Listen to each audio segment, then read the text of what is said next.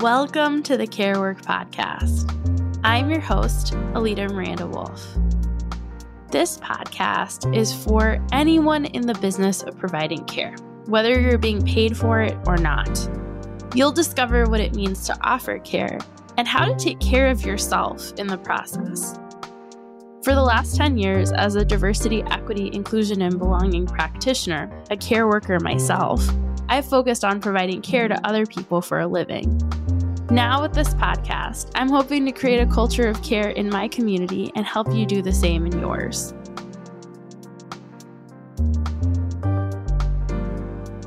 I am tearing myself away from the sequel to Fourth Wing, Iron Flame, as many know, the New York Times bestselling romantasy, in order to record this podcast episode. And I want listeners to understand how much I care for you, because I am so close to finishing, and I took a break from it to revisit one of my all-time favorite books on disability and architecture and design, What Can a Body Do by Sarah Hendren, in addition to starting to record this episode instead of seeing what's about to happen, so that I could meaningfully talk about disability justice in a way that would be helpful. And I have to tell you, it's not easy. My toddler is going to be home soon, and there will not be book time, at least not romantasy book time. They'll be reading and rereading the same book called Potty until he falls asleep. So I care about you, and this is important. And what we're going to be talking about in this minisode is essentially the arc that we're coming out of on disability justice. I had the privilege of talking with Lauren Schrero Levy, María Emilia Lasso de Vega, Tim Villegas, and also, frankly, Ken Bigger, who talked more about educational equity and literacy, but ultimately created a really strong bridge between those two arcs. I've been reflecting on those episodes on disability, and one of the key ideas that came back for me was of stigma. Specifically, with Lauren and Tim, they're talking about classroom settings and institutional settings where there is segregation, separation, a lack of choices for people with disabilities of all kinds, although both of them mostly gave examples of people with intellectual disabilities, children with intellectual disabilities. And María Emilia was really talking about eliminating stigma as an advocate for students by creating environments that anticipate accessibility needs. So I figure the best place to start on this arc is with stigma. What is it, and why does it matter when we talk about disability justice? So I'm a stickler for the original literature, which means when I go and I define stigma, I go all the way back to Goffman in the 1960s. And my definition is stigma is the situation of the individual who is disqualified from full social acceptance. In other words, you can be stigmatized for just about anything. The point is that you are contextually disqualified from being part of the larger group. And so that might be on the basis of your beliefs, your values, your identities. There is a direct relationship between stigma and inconvenience. I believe that we stigmatize identities on the basis of how inconvenient they are to us. And yes, I am very much drawing from Lauren Berlant's work on inconvenience when I say this. And I would just highlight her last book she wrote before she passed away, The Inconvenience of Other People, goes into this much more in depth than I will. But ultimately, we disqualify people from full social acceptance because they are inconvenient to us. And in Berlant's telling, she writes in her book that historically subordinated populations are deemed inconvenient to the privileged who made them subordinated. So the subordinated are cast as a problem experience themselves. And that is both them being inconvenient is necessary for the privileged or dominant group to be privileged and dominant, but they also, in that position of subordination, create an inconvenience for those privileged or dominant people. So it's kind of this circularity here of inconvenience and subordination, because your inconvenience is a result of your subordination. But I'm going to just break it down into slightly simpler terms. So when we look at disability and disability justice, why do we even need a modern form of disability justice today? I have to go back and blame the Victorians. And I'm going to talk a little bit about intellectual disability here. So in the Victorian era, we have rapid industrialization, we have people crowding into cities, we have poverty at a level that's not really been experienced in this way before. And we have that coinciding with the era of, Rudyard Kipling's The White Man's Burden, and this new form of thinking that takes Darwin's natural selection and puts it into a social and political frame. Who is socially fit? Only the strongest can survive. And we've just got a wound up, Western educated, industrialized, rich, developed group, ruling class that is afraid. The people that they have made inconvenient are too many. They feel outnumbered and overpowered. And this shows up in a lot of ways, right? This shows up in stories of colonization and really casting the people in the global South that have experienced the colonization of the British in particular as being inferior and socially unfit. But it shows up at home too, especially where poverty is flourishing and inequality is just widening and widening. So what happens is that there is a realization that there are a lot of people with intellectual disabilities. And in the past, these people were sort of kept within family structures or in what was known as almshouses, and potentially also in prisons. And what happened is, because of this push towards social Darwinism, this fear about losing out or no longer being the dominant race in this globalized system, is that we have a pathology tied to intellectual disability that didn't necessarily exist before. So I have to use a term that I don't like, but it's what the history books use.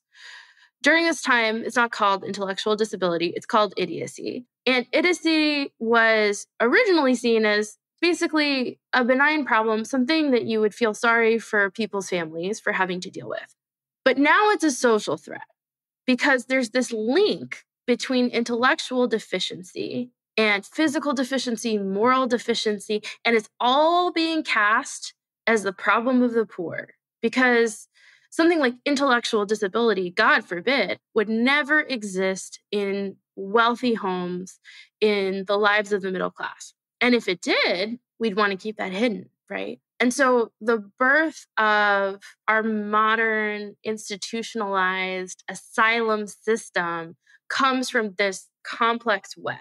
And I think this is important to have, because in our episode where Lauren and I are talking about people with intellectual disabilities, from in the classroom to in institutions now as adults, she talks about the fact that special education wasn't even a thing until a few decades ago, that these kids weren't offered any kind of education, that the fact that there would be advocates for adults in institutions was relatively new.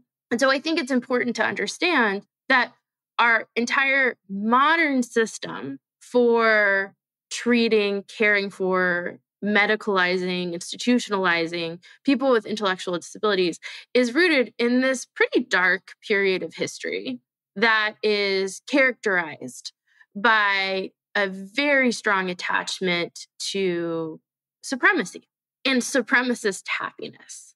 So if I am living in the Victorian era, I am both privileged by not having to take care of you, person with intellectual disabilities, who I have not designed society for. I've designed society to fit my needs, to be accessible to my needs, and to support my goals, which in part has made you more subordinated as a person with intellectual disabilities. But now I also have to deal with the fact that nothing works for you and you're still in my space. And so you're an inconvenience to me, which then leads to this circle of more and more stigma. to just get at how much this is a Victorian problem that seeps into the modern day, I want to point out something from Sarah Hendren's What Can a Body Do that I hadn't thought about really since the book came out and I read it and just caught my attention. I'm going to read the quote directly because I think it's so useful here. This familiar comparative idea of normal is so common that perhaps it feels timeless and universal. But it wasn't until 1840 that the word was even used to describe human qualities in European languages. Prior to that time, normal referred to being perpendicular or square, a technical term that would have been used, for example, by a carpenter.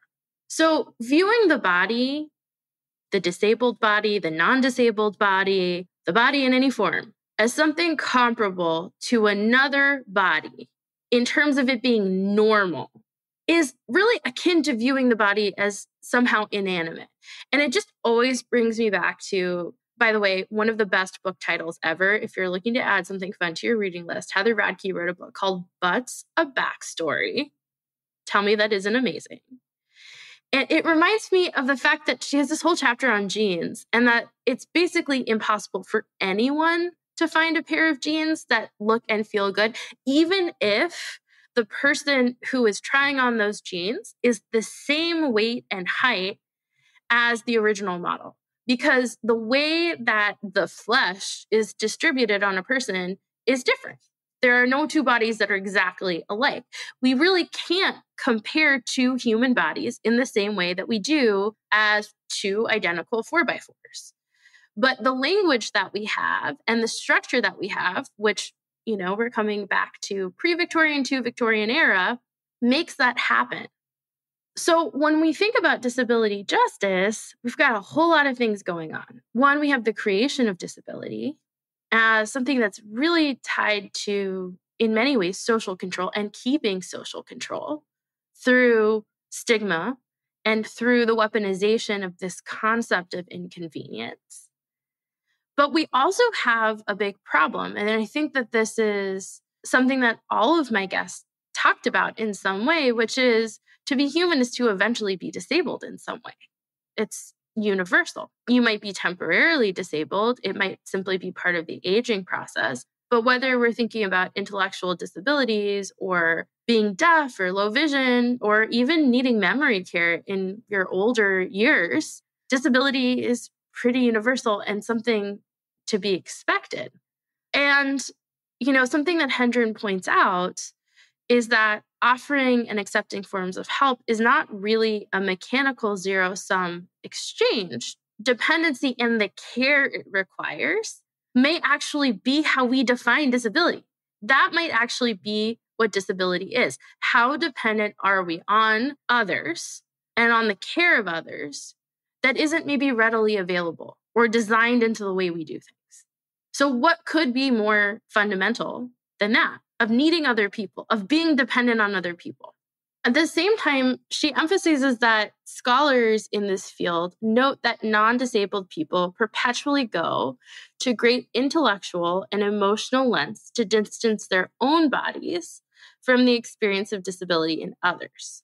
She goes on to write that the disabled body is imagined not as a universal consequence of living an embodied life, but rather as an alien condition. And I know that now I'm just emphasizing my point over and over again, but this is the central piece that I think lays the foundation for why we need to reconsider how we're addressing disability, not just in terms of ameliorating side effects, of making sure that our segregated classrooms are evenly resourced, but rather, as Tim Villegas emphasized, planning a classroom that is integrated and that is successfully integrated, where there is a lot of different types of learning happening at once.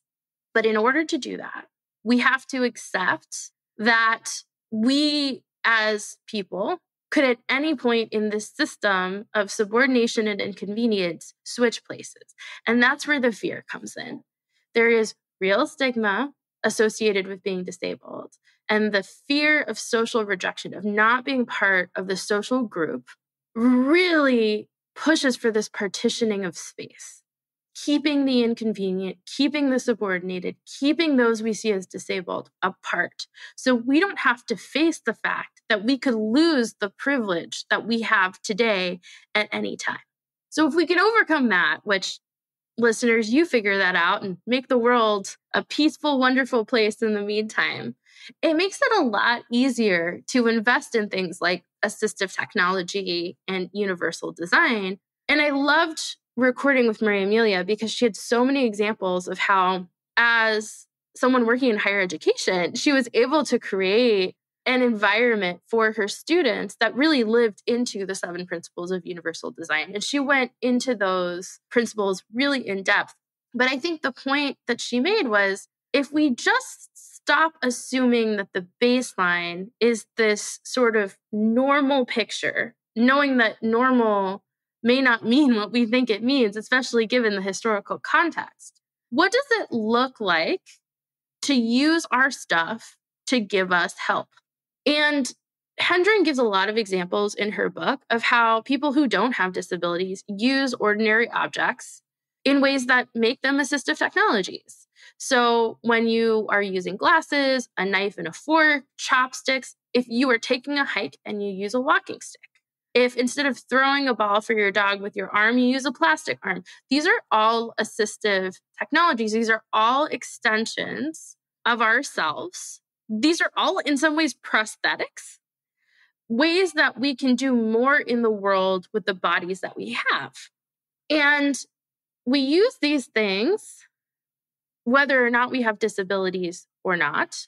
But the ones that we choose to focus on as inconvenient or negative are the ones that are associated with that other group, that subordinated group, as opposed to saying, again, how do we just design the world around us in a way that makes navigating the world easier for the many different types of bodies that exist? And again, stealing from Hendren, I had my own example for this episode. And then I was going through my notes from this book to record and was like, well, this is why she wrote a book about it and I didn't.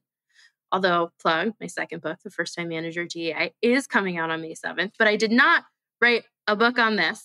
Sarah Hendren did. And the point that she brings up is so good. The Television Decoder Circuitry Act of 1990 is a way that we have legislated universal design. It was very hard to do. There was really a battle to pass the legislation, and there was a protracted debate in the face of resistance from professionals from the communications industry who said that basically the disability activists who were saying we need to build closed captioning technology into every standard television. We don't want to do that. It's too expensive. No. But ultimately, the legislation went through, and because the legislation went through, it created economies of scale that actually made the cost of adding this capacity to television so small that now no one can calculate it. It basically isn't even a cost. And so closed captioning is in every television. And it's because of this legislation and what these activists fought for. And it's something that is now enjoyed and used by people who are using it in different contexts and don't necessarily have a disability related to needing captioning, like being deaf or hard of hearing. So, when you were sitting at your airport terminal waiting for your gate to open and you are reading the news via CNN playing in the background, you can thank disability activists for that. I find it interesting how much advocacy and activism was necessary to get this legislation through for something that ultimately is a widespread social benefit and was relatively cheap and easy to do. So the resistance to change here in this example was really rooted in a mindset problem and a stigma problem. The explicit problem that was noted is there just aren't enough people who need closed captioning for this to be our problem. That's what the communications industry is saying here in 1990. This is an undue burden given who our customer and our market are. But the implicit piece here is that the people who are asking for this, we don't want to make things for them because we don't want them, because we don't want to include them in our design discussions, in our manufacturing, in the cost of what it is we're building. They're not our market. Because if you are a disabled person who needs closed captioning, you probably aren't economically in a place to buy our products and not our target market. Which, doesn't that sound really familiar? It should from this episode, because wasn't that the argument from Victorians who said that because, social Darwinism, we are seeing people with intellectual disabilities, idiocy, giant air quotes as I say that, in poor areas and not anywhere else. It's their own moral failing. It's their own physical and spiritual failing. So we need to lock them up in asylums and prisons and institutions. We don't want to see them. We don't, therefore, build things for them outside of those very enclosed, very contained spaces. For me, there's a direct link between these two things. So as you're listening to me, you might be thinking to yourself, wow, but those episodes on disability justice that you recorded, Alida, were so hopeful and optimistic. And what you're saying right now is a real bummer. And so what I'll say in response to that is twofold. The first is the legislation passed. It is an example of how, with a real tenacity and fervor, activists and advocates can introduce changes that overall benefit many, many people, especially the people who are being left out of the design of the world around them.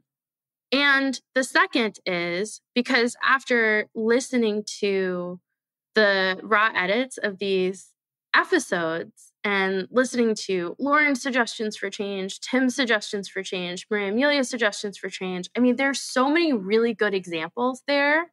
And I just can hear in my mind this voice saying, but it's too much work. But really, are there that many people who need this? Sure, integrated classrooms sound great, but a teacher spending extra time trying to figure out how to teach students who are neurotypical and neurodivergent is time they don't need to be spending.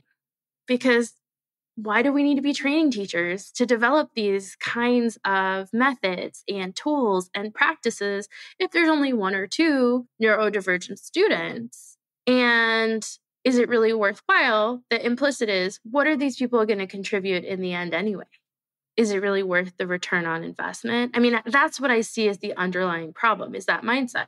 Or even thinking about all of the things María Emilia put in place in her various leadership roles to create more universally designed spaces, I can just hear folks in my head saying, setting up a chair so that folks can choose whether or not to make eye contact with me, making sure that I have sensory toys on my desk, making sure that my monitor spins around so they can see and read as we talk. These are inconveniences to me.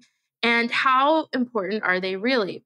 And I think part of this is just coming from me reflecting on a keynote that I gave last year with another person who said that they were here for the inclusion and promoting inclusion, and basically said that the trans bathroom issue, which, by the way, ever go into a diversity, equity, inclusion, and belonging conference and have someone say trans bathroom issue, it's a red flag.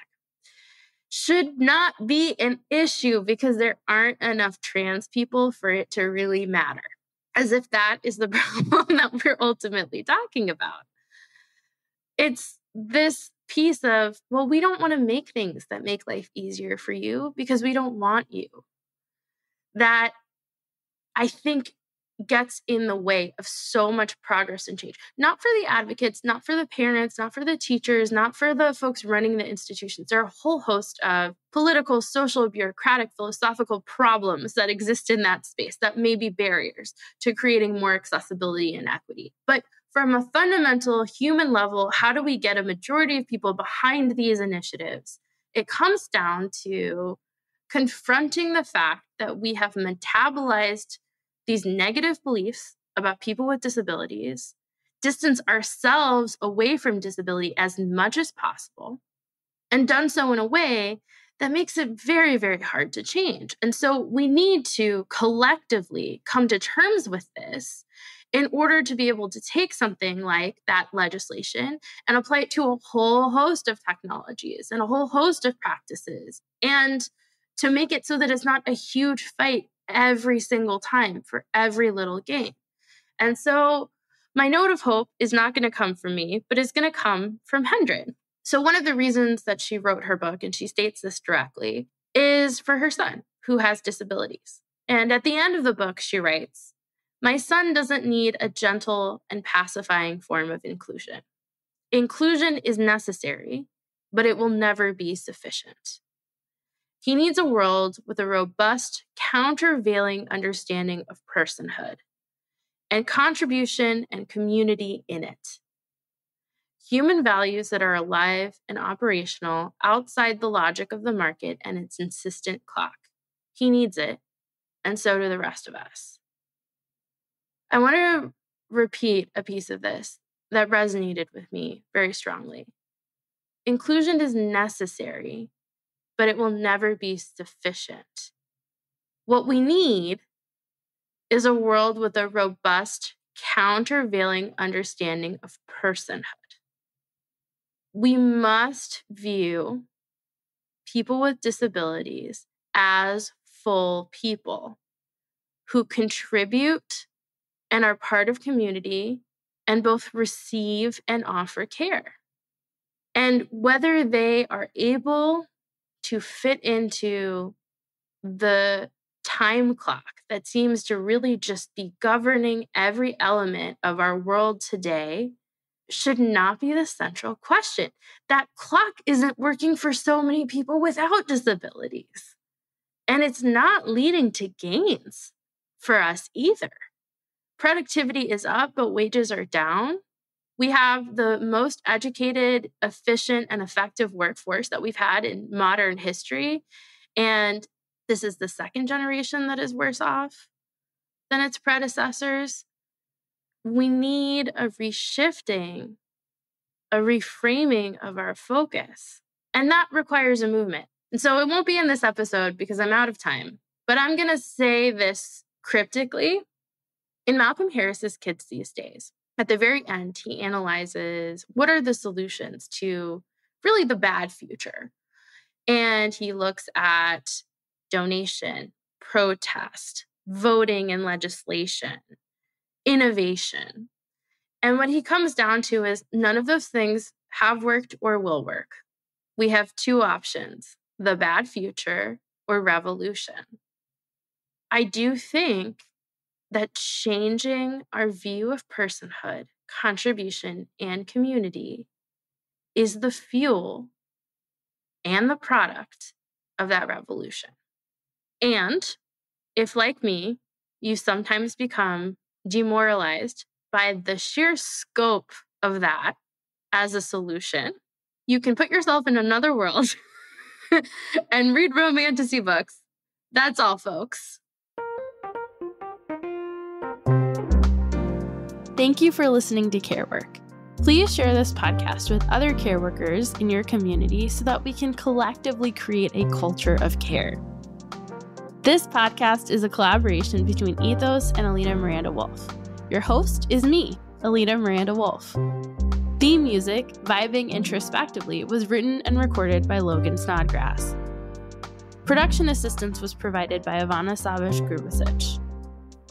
Audio editing and podcast post-production were provided by Organized Sound Productions.